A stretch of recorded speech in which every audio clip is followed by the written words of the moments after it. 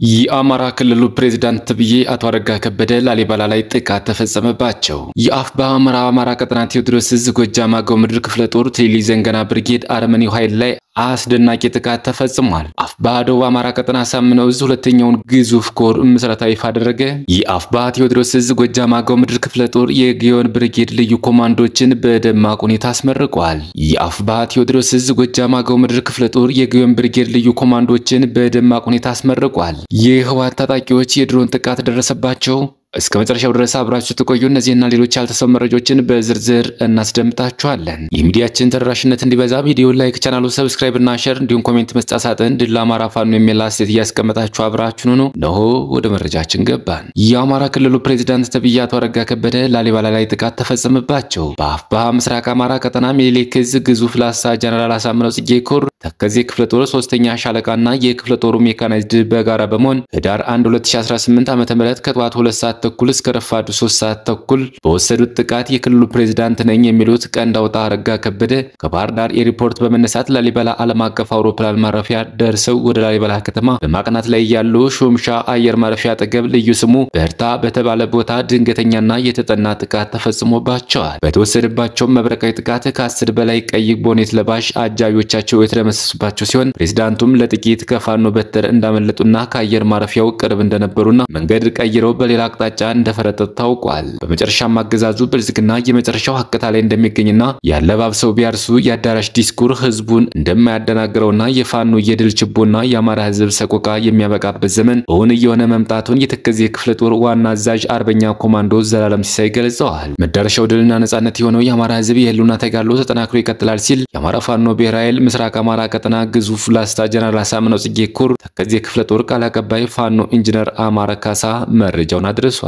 የአፋብኃ አማራ ቀጠና ቴዎድሮስ ዕዝ ጎጃም አገው ምድር ክፍለ ጦር ቴሌ ዘንገና ብርጌድ አርመኒው ኃይል ላይ አስደናቂ ጥቃት ፈጽሟል። ጡት ቆራጭ በሆነው ሆዳደር የአርማ ብተና ኃይል ላይ ጥቅምት 1 2018 ዓ.ም ቴሌ ከተማ ውስጥ ዘልቆ በመግባት መብረቃዊ ጥቃት ተፈጽሟል። ከጧቱ ጀምሮ ሲሸበር ሲጨነቅ የዋለው ዙፋን ጠባቂ ሰራዊት በማዘናጋት ከቀኑ 9 ሰዓት ላይ ድባቅ መምታት ተችሏል። ነበልባሉ ቴሌ ዘንገና ብርጌድ ያለምንም ጉዳት የአርማ ብተና አዛዡን ጨምሮ ብዛት ያለው ቱልቱላ ሰራዊትን በማስወገድ ጣፋጭ ድል ተቀዳጅቷል። የልማደኛው ቴሌ ዘንገና ብርጌድ ምት መቋቋም ያቃተው ደንባራ ቡድን ሬሳውን ተሸክሞ ሲሄድ ከተማ ላይ ያገኛቸውን 4 ንጹሃን ሲያቆስል አንዱን ረሽኖታል። ሁሌም እንደለመደው ጠንከር ያለ ምት በተመታ ቁጥር ጡት መቁረጥ የለመደው ቡድን ዛሬም የንጹሃን ህይወት ቀጥፏል። በዚህ የተበሳጨው አራዊት ቡድን የቴሌ ከተማ ህዝብ ከቤት አላስወጣ በማለት ለሰዓታት በማያቋርጥ ተኩስ ከተማዋን እየናጠ እስከ 12 ሰዓት ድረስ አፍነው በር የከፈተውን ሁሉ በርምታ ተኩስ እያሰቃዩት ይገኛሉ። በሌላ መረጃ አፋብኃ ደቡብ አማራ ቀጠና አሳምነው ዕዝ ሁለተኛውን ግዙፍ ኮር ምስረታ ይፋ አደረገ። ከአፋብኃ በወረደው የክፍለ ጦርና የኮር አደረጃጀት መስፈርት መሰረት በተገቢ ሁኔታ ተገምግሞ የኮር መመዘኛ መስፈርት መሟላቱ ከተረጋገጠ በኋላ በዛሬው ዕለት ምስረታውን ጀነራል ተፈራ ማሞ የአፋብኃ ማዕከላዊ ዕዝ አባልና ረዳት ፕሮፌሰር ማርከው መንግስቴ የአፋብኃ ማዕከላዊ ዕዝ አባልና የአፋብኃ ደቡብ አማራ ቀጠና አሳምነው ዕዝ የአስተዳደር ጉዳዮች ኃላፊ እንዲሁም የአፋብኃ ደቡብ አማራ ቀጠና አሳምነው ዕዝ ከፍተኛ አመራሮች በተገኙበት በዛሬው ዕለት ምስረታውን ይፋ አድርጓል። በመስራች አባልነትም ኃይለማርያም ማሞ ክፍለ ጦር፣ ነበልባል ክፍለ ጦር፣ ቡልጋ ክፍለ ጦር፣ የረር ብርጌድና ፋንታ ኃይሌ ብርጌድ በጋራ በመሆን ከሰንኮርን የመሰረቱ ሲሆን በፕሮግራሙ ላይም ጀነራል ተፈራ ማሞን ጨምሮ የተለያዩ ከፍተኛ አመራሮች የወቅቱን የአማራ ህዝብ ትግል የሚመጥን ንግግር አድርገዋል። የአፋብኃ ቴዎድሮስ ዕዝ ጎጃም አገው ምድር ክፍለ ጦር የግዮን ብርጌድ ልዩ ኮማንዶችን በደማቅ ሁኔታ አስመርቋል።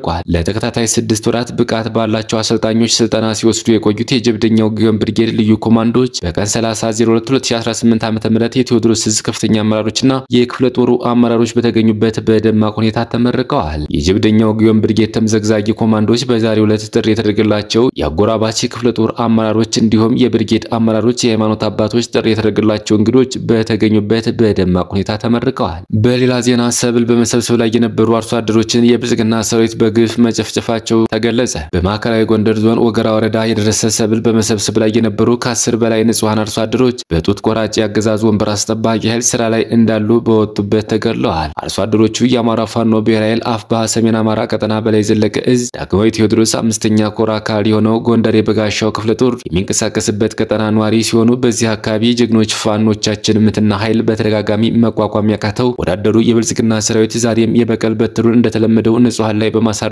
የደረሰ ሰብላቸውን በመሰብሰብ ላይ የነበሩ አርሶ አደሮችን በጥይት አሩር ገድሏቸዋል። የአማራ ጠል የሆነው የብልጽግና መንግስት ተብየው በቀጠናው ምንም ጦርነት ባልነበረበት ሰዓት ሆን ብሎ አልሞና አቅዶ አርሶ አደሮችን በመግደል ዛሬም አማራን ከምድረ ገጽ የማጥፋት ስራውን ቀጥሎበታል። ከተገደሉት ንጹሃን አርሶ አደሮች መካከል ጥቂቶቹ አቶ ሞላ ደርብ እድሜው 56 ቀበሌ ሚጦ፣ አቶ ይርዳው ዘመነ እድሜ 28 ቀበሌ ሚጦ፣ ወጣት እያያለም ውዱ እድሜ 16 ቀበሌ ሚጦ፣ አስማረ በላይ እድሜው 38 ቀበሌ ጭልፋ ወንዝ፣ አለምነህ ቀኔ እድሜ 60 ቀበሌ ጭልፋ ወንዝ፣ ድረስ ፀሐይ እድሜ 62 ቀበሌ ጭልፋ ወንዝ፣ መልካሙ አለሙ ቁስለኛ ጭልፋ ወንዝ፣ ታደሰ ይግዛው ቁስለኛ ቀበሌ ሚጦ፣ አዋጅ በላይ ቁስለኛ ቀበሌ ሚጦ ሲሆን እንዲሁም ወይዘሮ ካሰ ያለው የተባለች እናታችን ሳንቃ ጥቅም ቀበሌ የፋኖ አገር ነው እናት 7 ልጆችን ያላባት ስታሳድግበት የነበረው ቤቷ ሙሉ በሙሉ በእሳት እንዲወድም በማድረግ ከነልጆቿ ሜዳ ላይ እንድትወድቅ አድርገዋል። በአጠቃላይ በዚህ ጭፍጨፋ በርካታ የቁም እንስሳትና በመግደልና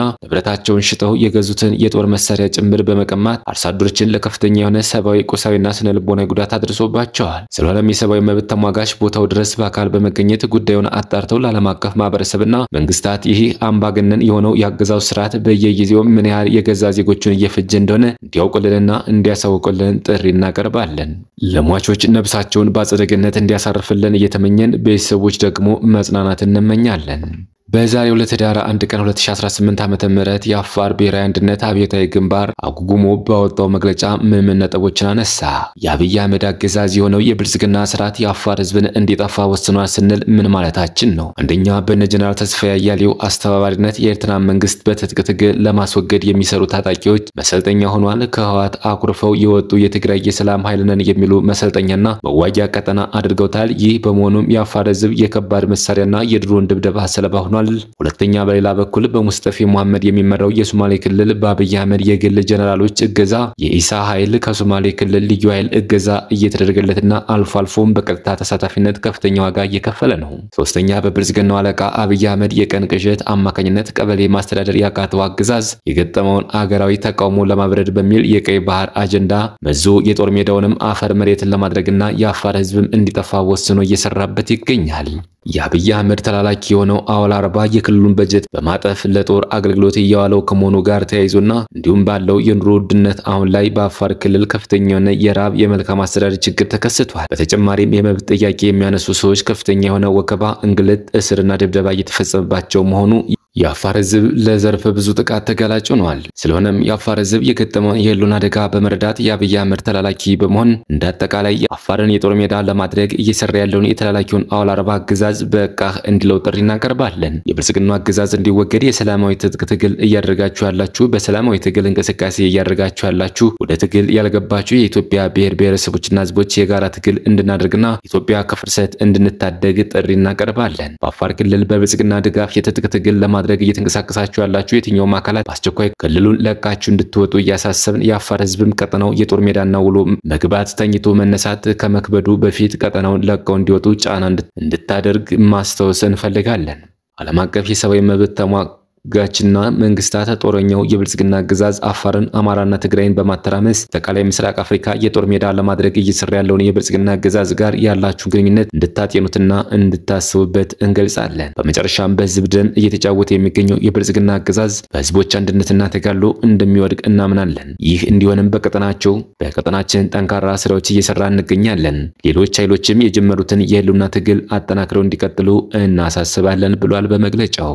የህወሓት ታጣቂዎች የድሮን ጥቃት ደረሰባቸው። የኢትዮጵያ አየር ኃይል በትግራይና አፋር ድንበር ከቶንሳ መንደር 9 ኪሎ ሜትር ወደ ትግራይ አቅጣጫ ላይ የድሮን ጥቃት መፈጸሙን የዓይን እማኞች አስታወቁ። እንደ ዓይን እማኞች ገለጻ ዛሬ ሌሊት 7:48 ሰዓት ላይ የኢትዮጵያ አየር ኃይል በትግራይና አፋር ድንበር ከቶንሳ መንደር 9 ኪሎ ሜትር ወደ ትግራይ አቅጣጫ ላይ የድሮን ጥቃት መፈጸሙን አስታውቀዋል። በዚህም በታጣቂዎች ላይ ከባድ ጉዳት ሳይደርስ እንዳልቀረ ግምታቸውን አስቀምጠዋል። የህወሓት ታጣቂዎች ከቀናት በፊት በአፋር መጋሌ ወረዳ ተኩስ በመክፈት 7 መንደሮችን በመቆጣጠር ከ2000 በላይ ነዋሪዎች መፈናቀላቸው ይታወሳል። እነዚህ ታጣቂዎች ትላንት ያዟቸው ከተባሉ የአፋር መሬቶች ላይ መልቀቃቸውን አስታውቀውም ነበር። ክቡራትና ክቡራን የቻናላችን ቤተሰቦች ለሰዓቱ ያዘጋጅናቸው መረጃዎች እነዚህ መስሉ ነበር።